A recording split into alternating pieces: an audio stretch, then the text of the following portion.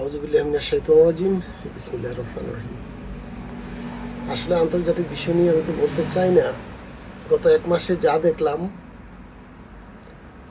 America যদি আগামী কয়েকদিনের মধ্যে যুদ্ধ শেষ না করে,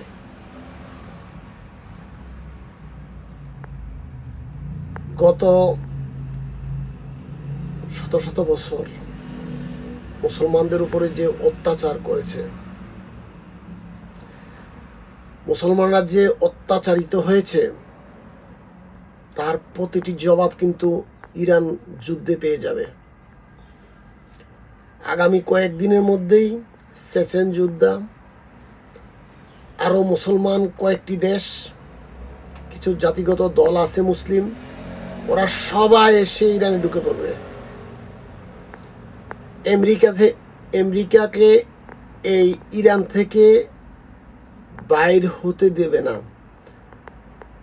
যারা মধ্যপ্রাচ্যে আছে, একটা আমেরিকান ঘাঁটিকেও তারা ছাড়বে না। আমেরিকা যদি অতি সত্বর এই যুদ্ধ বন্ধ করে না যায়, তাদের পরিণতি হবে ভয়াবহ, এবং কি এই আমেরিকার সাম্রাজ্যবাদী ইতি টেনে যেতে হবে এই মধ্যপ্রাচ্য থেকে। এই ইরান যুদ্ধে একটি কথা বলে দিলাম, আমি দেখছি যত দিন যাচ্ছে ইরানের যুদ্ধ, তত মুসলমানদের সমর্থন বাড়ছে, বিদেশিদের সমর্থন বাড়ছে, খ্রিস্টানরা আজ মুসলমানদের পক্ষে যাচ্ছে। এটা কিসের লক্ষণ? আমি বলবো, যদি আমেরিকা তাদের কিছু হলো আধিপত্য টিকিয়ে রাখতে চায়, অতি সত্বর যুদ্ধটা বন্ধ করে চলে যাবে, তাদের আধিপত্য মোটামুটি টিকে যাবে। আর যদি পারে ইসরায়েলকে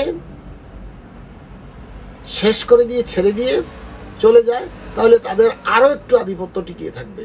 কেননা ইসরায়েল যদি আমেরিকার একটা অঙ্গরাজ্য হিসেবে কাজ করে, তাহলে ইসরায়েল যা করছে সবই অন্যায়।